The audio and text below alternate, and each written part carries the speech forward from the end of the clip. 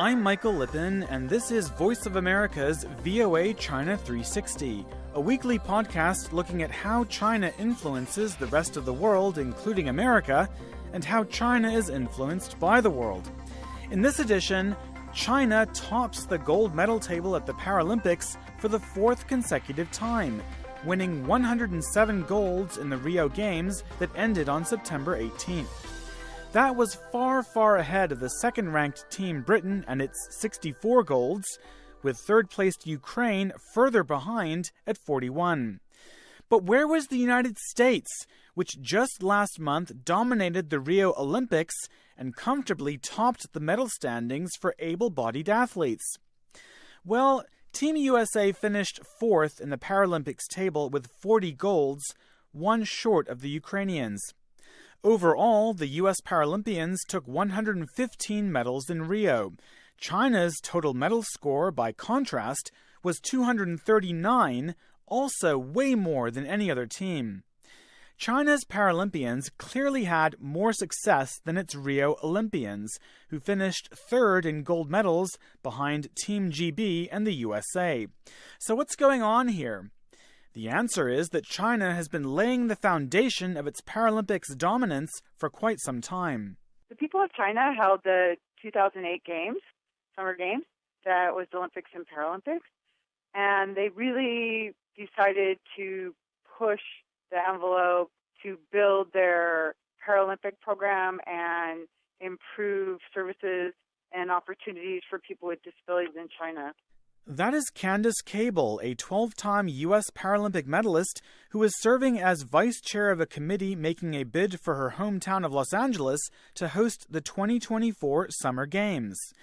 Cable was in Rio this month to observe the Paralympics and attend a summit with representatives of other cities preparing to host the Games or bid for future ones. Among those cities is the Chinese capital, Beijing, which will host the Winter Games in 2022.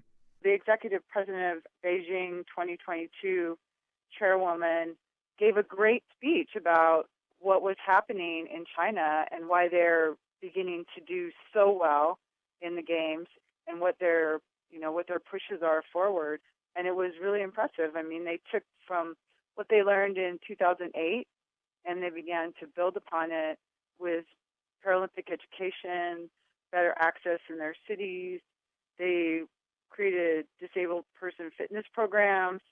They have over 3,000 pilot exercise venues, and they've trained 40,000 coaches to work with just Paralympic athletes. I mean, that's pretty phenomenal as far as what's going on in the rest of the world. In the United States, the situation is quite different. U.S. Paralympic and Olympic athletes receive no government funding through the U.S. Olympic Committee, unlike the Olympic committees of most other nations. Many able-bodied U.S. Olympians overcome this obstacle by getting private sponsorship. But Cable says that's not so easy for disabled Americans seeking to compete in Paralympic sports. There's a challenge there to get sponsors and individual donors to support these programs. Well, without educating the general population with good disability understanding and awareness, it's really difficult to get sponsors, media, to see value in Paralympic sport when majority of people are still very stuck in old stigma and bias about disability being a bad thing or people with disabilities being sick and unable. And that still exists quite a bit in this country as well as other parts of the world. So a comprehensive education program is really essential, and we haven't created something like that helps push forward just understanding and embracing disability as a life experience and not like this horrible thing that's going to devastate your life and you'll never be able to do the things you want to do. Besides improving education, Cable says another way to boost disabled sports in America would be to improve access for disabled athletes to commercial and government facilities. That access is mandated by a U.S. law called the Americans with Disabilities Act, or ADA. We have the ADA in the United States, and that's been great. But it's also a law that doesn't have a lot of bite. So you actually have to sue a business to be able to make access if they're not willing to create access when they realize that they're not accessible. And that's a real challenge. And when governments decide to take up the lead on that and create access because they know it's the best way to support all their citizens, then I think you have a much more inclusive society and you get better results all the way around. And I think case in point is what's going on in China is that they're really embracing this Paralympic sport, and it's spilling over into all other aspects of the country. What other lessons can the Los Angeles 2024 bid committee learn from China's embrace of Paralympic sports? Cable says the size of China's latest Paralympic delegation is significant.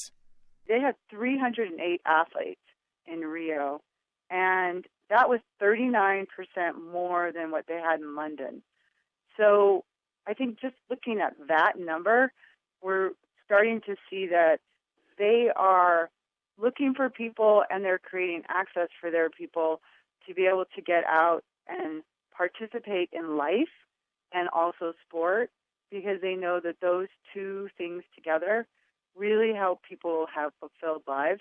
And it can be any kind of sport, you know, I mean, it can be bocce, it can be hand cycling, it can be calisthenics, it can be any type of movement. But I'd have to say one of the most inspiring performances that I saw was a Chinese woman in the wheelchair marathon winning right at the line.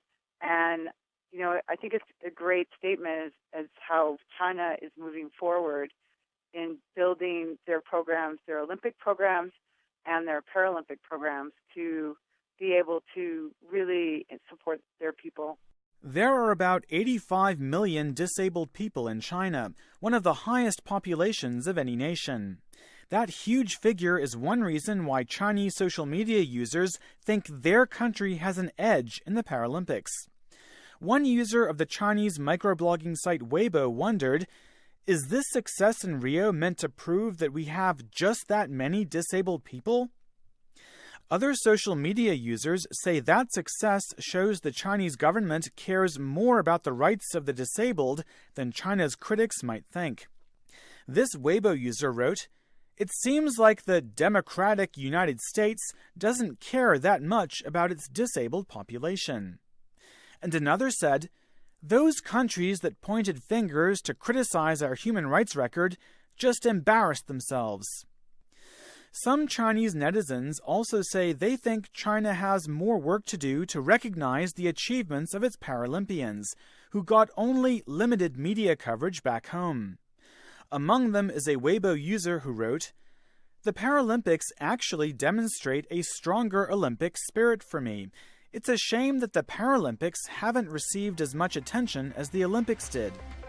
What do you think are the main reasons for China doing so much better than the US in Paralympic sports? You can share your thoughts on Twitter at VOA China 360 and on my Facebook profile, Michael.Lippin, as well as on SoundCloud at soundcloud.com/VOA-English. You can also subscribe to this podcast on iTunes. Just search for VOA China 360. My special thanks to VOA intern Mingmin Xuan for her research for this report. That's it from me for this week. Bye for now.